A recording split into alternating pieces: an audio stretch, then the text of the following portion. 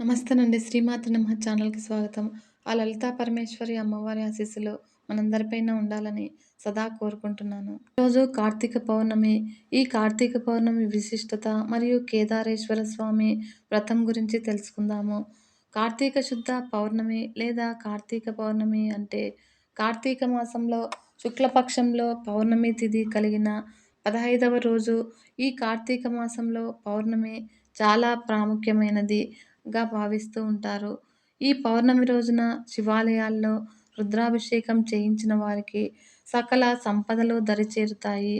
ఇందులో భాగంగా మహాన్యాసపూర్వక రుద్రాభిషేకము, ఏకాదశ రుద్రాభిషేకాలను చేయించినట్లయితే కోటి జన్మల పుణ్యఫలం ప్రాప్తిస్తుందని విశ్వసిస్తూ ఉంటారు.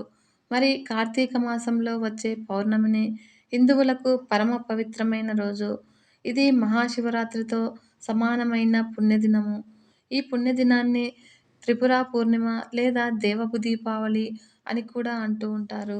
మరి మహాభారత కథనాన్ని అనుసరించి కార్తికేయుడు తారకాసురుడిని సంహరించిన రోజే ఈ కార్తీక పౌర్ణమి. ప్రజలను నానా రకాలుగా హింసిస్తున్న తారకుడు ఇక లేడన్న ఆనందంతో దీపాలు వెలిగించి సంబరం చేసుకున్నారు. 1000 ఏళ్ల రాక్షసుల పరిపాలన అంతరించిన శుభ సందర్భంగా మహాశివుడు తాండవం చేశాడని మన పురాణాలు చెబుతున్నాయి. ఈ కార్తీక పౌర్ణమి అటు శివునికి, ఇటు విష్ణుమూర్తికి కూడా చాలా ప్రియమైన రోజు. మరియు ఈ రోజున దీపాన్ని వెలిగిస్తే మనం తెలిసి తెలియక చేసే పాపాలన్నీ హరించుకుపోతాయి. మరి కార్తీక సోమవారాల్లో కార్తీక పౌర్ణమి రోజున రుద్రాభిషేకం చేయిస్తారు. ఈ విశిష్ట దినాన సత్యనారాయణ వ్రతము చేసుకోవడం చాలా శ్రేష్టము. ప్రధానంగా ఈ కార్తీక పౌర్ణమి నాడు తెల్లవారుజామున సముద్రంలో లేదా నదిలో స్నానం చేయడము చాలా శుభప్రదము. నదిలో స్నానం చేసే అవకాశం లేనివారు ఉదయాన్నే లేచి స్నాన జపాలు ముగించుకొని ఆలయానికి వెళ్ళి దేవుని దర్శించుకుంటారు. ప్రత్యేక పూజల్లో పాల్గొంటారు. మరియు రోజంతా ఉపవాసం ఉండి సాయంత్రము 365 వత్తులతో కూడిన దీపాన్ని వెలిగిస్తారు. రోజుకు ఒక ఒత్తి చొప్పున ఏడాది మొత్తాన్ని సూచిస్తాయి ఈ ఒత్తులు. కొందరు దీపాలను అరటి దొన్నెలపై ఉంచి నదిలో లేదా కొలనులో వదులుతారు. ఇంకొందరు శివాలయాల్లో దీపాలు వెలిగిస్తారు. ఆ వీలు లేని వారు ఇంట్లోనే దేవుని ముందు లేదా తులసి కోట ఎదుట దీపాన్ని వెలిగిస్తూ ఉంటారు. మహిళలు తమ సౌభాగ్యం కోసము పసుపు, కుంకుమ, పుష్పము, తాంబూలాలతో పాటు కార్తీక పురాణ పుస్తకాలను దానంగా ఇవ్వడము చాలా మంచిది. ఇంకా దేవాలయాల్లో సహస్రలింగార్చన, మహాలింగార్చనలు చేసిన వారికి సర్వశుభాలు ప్రాప్తిస్తాయని మన పురాణ వచనము. ఈ కార్తీక పౌర్ణమి నాడు శివాలయంలో దీపారాధన చేయడము అంటే ముక్కోటి దేవతలను పూజించడమే. మరియు సకల పుణ్యనదుల్లో స్నానం చేసిన ఫలితం దక్కుతుంది. కనుక ఈ కార్తీక పౌర్ణమి నాడు చేసే దీపారాధనతో ఇహలోకంలో సుఖ సౌఖ్యాలు మరియు పరలోకంలో ముక్తిని లభిస్తుంది. ఈ కార్తీక పౌర్ణమి జైనులకు, పంజాబీలకు కూడా విశిష్ట పర్వదినము. గురునానక్ జయంతి కూడా ఈరోజే కావడంతో ఈ విశేష పర్వదినాన గంగా మహోత్సవం కూడా నిర్వహిస్తారు. చంద్రుడు కృతికా నక్షత్రంతో కలిసి ఉన్న రోజు ఈ కార్తీక పౌర్ణమి వస్తుంది. ఈ పర్వదినాన నోము నోచుకునే ఇంట కేదారేశ్వరుని మర్రి చెట్టు ఊడలను తోరణాలుగా, మర్రి పండ్లను బూరెలుగా, మర్రి ఆకులను విస్తర్లుగా పెట్టి పూజలు చేయడము పురాతన కాలం నుంచి సంప్రదాయంగా వస్తుంది. ఈ కేదారేశ్వర స్వామి వ్రతము భార్యాభర్తల మధ్య ప్రేమను పెంచుతుందని మన పురోహితులు చెబుతున్నారు. మరి ఆది దంపతులకు ఇష్టమైన ఈ వ్రతాన్ని ఎలా పాటించాలి అంటే కేదారేశ్వర స్వామి వ్రతంలో 21వ సంఖ్యకు చాలా ప్రాముఖ్యత ఉంది. ఆ వ్రతం గురించి ఇప్పుడు తెలుసుకుందాము. మన ఛానల్ని ఫస్ట్ టైం చూస్తున్నట్లయితే ఈ వీడియో మీకు నచ్చినట్లయితే లైక్ చేయండి ఫ్రెండ్స్. మరియు మన ఛానల్ని సబ్స్క్రైబ్ చేసుకొని సపోర్ట్ చేయగలరని భావిస్తున్నాను. ఈ కార్తీక పౌర్ణమి రోజున ఆ పార్వతీ పరమేశ్వరులను భక్తిగా స్తుతించుకొని కేదారేశ్వర వ్రతాన్ని ప్రారంభించాలి. వ్రతానికి 21 పీటల పట్టు లేక నూలు దారాన్ని తోరంగా ధరించాలి. మరియు 21 మంది ద్విజులను పూజించిన తర్వాత కలశం లేదా ప్రతిమలోకి కేదారేశ్వరుని ఆవాహనం చేయాలి. మరియు పూజలో గోధుమ పిండితో చేసిన 21 అరిసెలు, పాలు, పెరుగు, నెయ్యి, పాయసాలతో పాటు 21 రకాల ఫలాలను, కూరలను నైవేద్యంగా సమర్పించాలి. తప్పనిసరిగా తేనె ఉండాలి. ఈ వ్రతంలో 21వ సంఖ్యకు చాలా ప్రాముఖ్యత ఉంది. ఎందుకంటే శివుడు పుట్టినప్పుడు ఏకవింశతి అంటే 21 దోషాలు ఉంటాయి. కనుక ఆ దోషాలు పోవాలంటే మనకు కేదారేశ్వరుని పూజించడం వల్ల ఈ దోషాలు నశిస్తాయి. మనం సమర్పించే నైవేద్య వస్తువులలో 21 దోషాలకు ఒక్కొక్కటి చొప్పున సమర్పణ చేస్తూ ఉన్నాము. అరిసెలను గోధుమలతో చేయడంతో కూడా ఒక ఆరోగ్య, జ్యోతిష్య రహస్యం ఉంది. గోధుమలు సూర్యునికి ప్రీతికరమైన ధాన్యము. కనుక సూర్యుడు మనకు ఆయుష్షును ఇచ్చేవానిగా జ్యోతిష్యం పేర్కొంటుంది. ఈ సూర్యుడు అగ్ని స్వరూపంలో, శివుని మూడో కన్నులో కాలాగ్ని రూపంలో దాగి ఉన్నాడు. అనగా కేదారేశ్వరుని పూజించడం వల్ల పరోక్షంగా సూర్యుని కూడా ఆరాధించిన వాళ్ళం అవుతూ ఉన్నాము. పాలు, పెరుగుతో శుక్రుని, తేనెతోను గురువును, నెయ్యితో శనీశ్వరుని, కూరలతో చంద్రుని, ఫలాలతో బుధుని, బ్రాహ్మణుల ఉపచారంతో కుజుని సేవించిన ఫలితం ఈ వ్రతాన్ని చేయడం వల్ల లభిస్తుంది. కేదారేశ్వరుని పూజించడం వల్ల మొత్తం నవగ్రహాలను పూజించిన ఫలం దక్కుతుంది. సంఖ్యాపరంగా 21కి ఏక సంఖ్య చేసినట్లయితే 2+1 3 అవుతుంది. ఈ 3 అనేది త్రిమూర్తి మత్వాన్ని సంకేతం. అందుకే ఈ వ్రతంలో 21వ సంఖ్యకు అంతటి ప్రాముఖ్యతని పురోహితులు చెబుతున్నారు. ఈ వ్రతానికి ఏకధాటిగా 21 సంవత్సరాల పాటు నిర్వహించి 21వ సంవత్సరపు పూజానంతంలో ఉద్యాపనం చెప్పుకోవాలి. మహిళలు, పురుషులనే భేదం లేకుండా ఈ రోజు ఇంటిల్లిపాది కఠోర ఉపవాసాలుండి శివుడిని ధ్యానిస్తారు మరియు నోములు నోచుకుంటారు. నోములు నోచుకున్న వారికి అష్టైశ్వర్యాలు, అన్న వస్త్రాలకు లోటు ఉండదని భక్తులు అపారమైన నమ్మకము. పవిత్ర మనస్సులతో పరిశుభ్రమైన నీరు, ఆవు పాలు, చెరుకు, కొబ్బరికాయలు, తమలపాకులు, పువ్వులతో పూజలు చేసి కర్పూర నీరాజనం చేస్తారు. అనంతరము నక్షత్ర దర్శనం చేసుకుని స్వామివారికి నివేదించిన వాటినే ప్రసాదంగా తీసుకుంటారు. కేదారేశ్వర స్వామి వ్రత కథ.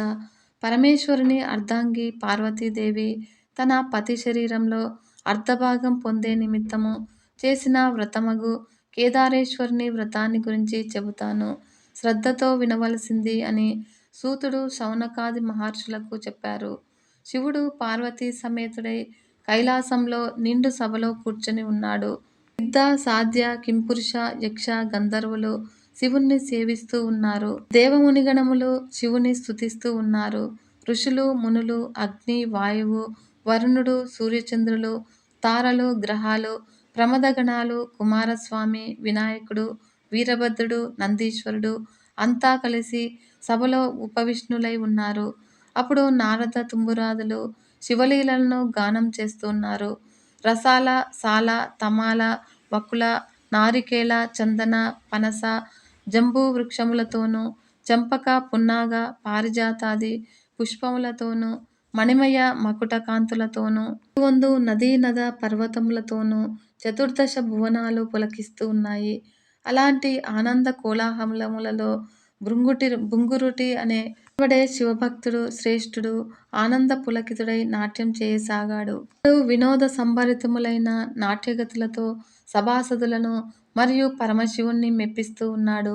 అంతటా శివుడు అతనిని అభినందించి సింహాసనంపై కూర్చొని ఉన్న పార్వతీని వీడి సింహాసనం నుండి లేచి భృంగురుటిని తన అమృతాస్తములతో తట్టి ఆశీర్వదించాడు. అదే అదనులో భృంగి మొదలైన వినోదగణాలతో పాటుగా శివునికి ప్రదక్షిణం చేసి నమస్కరించారు. ఇది గమనించిన పార్వతీదేవి భర్తను చేరి, నాథా, నన్ను విడిచి మీకు మాత్రమే వీరెలా నమస్కరించిరి? ఆట పాటలతో మిమ్మల్ని మెప్పించి మీ నుండి నన్ను వేరు పరిచి ఇలా ఎలా చేశారని ప్రశ్నించింది. అప్పుడు సదాశివుడు సతీమణి పార్వతీని దగ్గరకు తీసుకుని, దేవి, పరమార్థ విధులైన యోగులు నీ వలన ప్రయోజనం కలుగజేయబడవని నిన్ను ఇలా ఉపేక్షించి నాకు మాత్రమే నమస్కరించారని జవాబిచ్చాడు. సాక్షాత్తు పరమేశ్వరుని ఇల్లాలనయ్యుండి ఆ దండ ప్రణామములకు నోచుకొని అభాగ్యురాలనని కోపగించి ఈశ్వరునితో సమానమైన యోగ్యతను ఆర్జించటం కోసము తపస్సు చెయ్యాలని నిశ్చయించుకుంది. కైలాసాన్ని వదిలి శరభ, శార్దూల, గజములు గల నాగ, గరుడ, చక్రవాక పక్షి సముదాయంతో నానావిధ ఫల, పుష్ప, లతాదులతో కూడుకుని ఉన్న సస్యశ్యామలమైనటువంటి గౌతమమాశ్రమానికి వచ్చింది. మొదట ఆశ్రమవాసులు ఆమెను చూసి అతిథి మర్యాదలు చేసి, తల్లి నీవెవరివి? ఎవరి దానవు? ఎక్కడి నుంచి వచ్చినావు? నీ రాకకు గల కారణమేమిటి? అని పార్వతీదేవిని ప్రశ్నించారు. అప్పుడు వారి ప్రశ్నలకు పార్వతీదేవి ఎక్కువగా ఆనందం చెందినదై యజ్ఞ యాగాది క్రతువులచే పునీతమైన గౌతమముని ఆశ్రమంలో నియమనిష్ట గరిష్ఠురాలైన అలరారు పుణ్యపురుషులారా, పవిత్రాంగనలారా, నేను హిమవంతుని పుత్రికను, సాక్షాత్తు ఆ పరమేశ్వరునికి ఇల్లాలని, శివుని సతిగా నా నాథునితో సమానమైన యోగ్యతను పొందగోరి తపస్సు చెయ్యాలని సంకల్పించుకున్నాను. ఇందు నిమిత్తమై మీ ఆశ్రమానికి వచ్చాను అని చెప్పింది పార్వతీదేవి. మహర్షులారా, జగత్కళ్యాణాభిలాషులారా, నేను ఆశించిన ఫలితాన్ని పొంది శివుని అర్ధాంగినై తరించడానికి తగిన వ్రతాన్ని నాకు ఉపదేశించండి అని పార్వతీదేవి వారిని కోరుకుంటుంది. అందుకు గౌతముడు, పార్వతీదేవి కోరిక ఫలించేదానికి ఉత్తమ వ్రతం ఒకటి ఉంది. అది కేదారేశ్వర స్వామి వ్రతము. నీవు ఆ వ్రతాన్ని ఆచరించి మనోభీష్ట సిద్ధిని పొందగలుగుతావని అని అన్నాడు గౌతముడు. వ్రత విధానాన్ని వివరించమని పార్వతీదేవి గౌతముణ్ణి కోరింది. జగజ్జనని, ఈ వ్రతాన్ని భాద్రపద మాసంలో శుక్లపక్షం అష్టమిలో ఆచరించాలి. ఆ రోజున శుచిగా స్నానాదులు ఆచరించి నిర్మలమైన మనస్సుతో మంగళకరములైన ఏకవింశతి దారముతో చేతికి తోరమును ధరించి షోడశోపచార విధులతో పూజను నిర్వహించి ఆ రోజున ఉపవాసం ఉండవలను. మర్నాడు విప్రులకు భోజనం పెట్టి ఆ తర్వాత ఆహారమును తీసుకోవాలి. ఇలా వ్రతాన్ని ఆరంభించిన రోజు నుంచి అమావాస్య వరకు పూజా క్రమముతో కేదారేశ్వరుని ఆరాధించాలి. ఇంకా ధాన్యరాశిని పోసి అందులో పూర్ణకుంభాన్ని ఉంచి 21 పర్యాయములు సూత్రమును చుట్టి పట్టు వస్త్రముతో దానిని కప్పి ఉంచి నవరత్నములు గాని సువర్ణమును గాని ఉంచి గంధ పుష్పాక్షతలతో పూజించాలి. ఇవి 21 మంది బ్రాహ్మణులను రప్పించి వారి పాదములను కడిగి కూర్చుండబెట్టి యథావిధిగా ధూప, దీప, గంధ పుష్పాక్షతలతో పూజించి భక్ష్యభోజ్య నైవేద్యాలు, కదళీ ఫలాలు, పనసలు ఆరగింపచేసి తాంబూల దక్షిణలిచ్చి వారిని తృప్తిపరచాలి. ఈ విధంగా వ్రతమాచరించిన వారిని శివుడు అనుగ్రహించి మనోభీష్ట సిద్ధిని కలుగజేస్తాడు అని గౌతముడు పార్వతీదేవికి వివరించాడు. ఆ గౌతమ మహర్షి చెప్పిన విధి విధానాలను అనుసరించి పార్వతీదేవి కేదారేశ్వర స్వామి వ్రతాన్ని నిష్ఠగా భక్తితో చేసింది. అంతటా పరమేశ్వరుడు సంతుష్టుడై ఆమె మనోభీష్టాభిసారము తన మేనులో సగభాగాన్ని పార్వతీదేవికి అనుగ్రహించాడు. అప్పుడు జగదంబ సంతోషమును పొందినదై భర్తతో నివాసమైన కైలాసానికి చేరుకుంటుంది. కొంతకాలానికి శివభక్త పరాయణుడైన చిత్రాంగదుడు అనే గంధర్వుడు నందికేశ్వరుని వలన ఈ కేదారేశ్వర స్వామి వ్రతాన్ని, దాని మహత్తును విన్నవాడై మనుష్యలోకానికి దానిని వెల్లడి చేయగోరి దివి నుండి భువికి చేరుకుని ఉజ్జయిని నగరంలో ప్రవేశించి ఆ నగరాన్ని పరిపాలిస్తున్న రాజు వజ్రదంతుడికి ఈ కేదారేశ్వర వ్రత విధానాన్ని వివరించాడు. అంతటా వజ్రదంతుడు ఆ వ్రతాన్ని ఆచరించి శివానుగ్రహంతో సార్వభౌముడు అయ్యాడు. ఆ తర్వాత ఉజ్జయిని నగరంలో గల వైశ్యుడికి పుణ్యవతి, భాగ్యవతి అనే 2 కుమార్తెలు ఉన్నారు. వారు ఒకరోజు తండ్రిని చేరి, జనక, మాకు కేదారేశ్వర వ్రతము చేయడానికి అనుమతిని ఇవ్వండి అని అడిగాడు. అందుకు అతను, బిడ్డలారా, నేను చాలా దరిద్రుడను, సామాగ్రిని కూడా సమకూర్చగల శక్తి లేనివాడను, కనుక మీరు ఆ ఆలోచనను మానుకోండి అని పలుకుతాడు. అందుకు ఆ వైశ్యపుత్రులు, పుత్రికలు, నీ ఆజ్ఞయే మాకు ధనము అనుమతిని ఇవ్వవలసిందని కోరుకున్నారు. వారిద్దరూ ఒక వటవృక్షం క్రింద కూర్చుని తోరము కట్టుకుని పూజను భక్తితో చేసుకున్నారు. అప్పుడు మహేశ్వరుడు వారికి పూజా సామాగ్రిని అనుగ్రహించారు. వారు కల్పోక్తముగా వ్రతమును ఆచరించారు. అంతటా శివుడు సాక్షాత్కరించి వారికి ఐశ్వర్యములు, సుందర రూపాలను ప్రసాదించి అంతర్ధానమయ్యాడు. ఆ వైశ్యపుత్రులకు పుత్రికలకు యుక్త వయస్సు వచ్చింది. సౌందర్య సోయగం కలిగిన ఆ వైశ్యపుత్రికలలో పెద్దామె పుణ్యవతిని, ఉజ్జయిని నగర మహారాజు చిన్నామె భాగ్యవతిని చోళ భూపాలుడు వివాహం చేసుకున్నారు.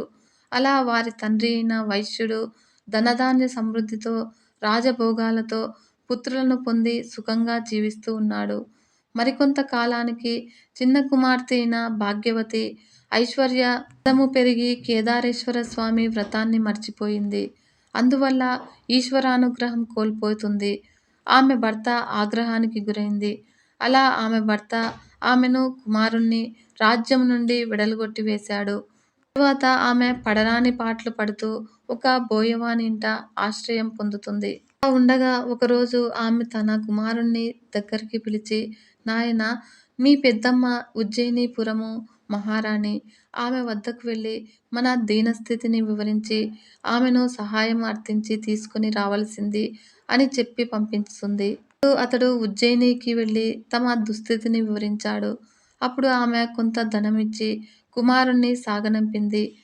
ఆ పిల్లవాడు తిరిగి వస్తూ ఉండగా మార్గమధ్యంలో మహేశ్వరుడు చోరుని రూపంలో అంటే దొంగ రూపంలో అతనిని అడ్డగించి అతని వద్ద గల ధనాన్ని కొల్లగొట్టాడు. అతడు జరిగిన దానికి చాలా విచారించి మళ్ళీ తన పెద్దమ్మ వద్దకు వెళ్ళి జరిగిన సంగతిని వివరించాడు. ఆమె మరలా కొంత ధనాన్నిచ్చి పంపింది. ఈసారి కూడా మార్గమధ్యంలో దొంగ రూపంలో ఉన్న శివుడు ఆ సొమ్మును కూడా తీసుకొని పోయాడు. మళ్ళీ అతడు తన పెద్దమ్మ వద్దకు వెళ్ళి బయలుదేరగా అంతర్వాహిని నుండి ఈశ్వరుడు, ఓయి, నీవు ఎన్నిసార్లు నీ పెద్దమ్మ దగ్గరికి అడిగి సొమ్మును తెచ్చుకుంటావు? నీ తల్లి కేదారేశ్వర స్వామి వ్రతాన్ని మానివేసిన కారణంగా ఆ సొమ్ము నీకు దక్కకుండా పోతూ ఉన్నది అని హెచ్చరించాడు. ఆ మాటలు విన్న పిల్లవాడు తిన్నగా పెద్దమ్మ వద్దకు వెళ్ళి తాను విన్న మాటలను తెలిపాడు. ఆమె బాగా ఆలోచించి అతని చేత కేదారేశ్వర వ్రతం చేయించి తిరిగి డబ్బిచ్చి పంపుతుంది. తల్లితో కూడా కేదారేశ్వర స్వామి వ్రతము చేయవలసింది అని చెప్పమన్నది. అతడు ఆ ప్రకారంగానే తన తల్లి వద్దకు వెళ్ళి తన పెద్దమ్మ ఇచ్చిన సొమ్మునిచ్చి వ్రతం చేయవలసిందని పెద్దమ్మ చెప్పిన మాటలను చెప్తాడు. అప్పుడు గుర్తు కలిగిన భాగ్యవతీ దేవి భక్తితో కేదారేశ్వర వ్రతాన్ని చేసింది. తరువాత ఆమె భర్త నంది మార్బలంతో వచ్చి ఆమెను, కుమారుణ్ణి రాజధానికి తీసుకుని వెళ్తాడు. అలా భాగ్యవతి ప్రతి సంవత్సరము కేదారేశ్వర వ్రతం చేస్తూ శివానుగ్రహం పొంది సుఖశాంతులతో, సౌభాగ్య సంపదలతో జీవిస్తూ ఉన్నది. తెలుసుకున్నారు కదా ఫ్రెండ్స్. ఓం నమః శివాయ. సర్వే జనా సుఖినో భవంతు. లోకా సమస్త సన్మంగళాని భవంతు. నమస్తే.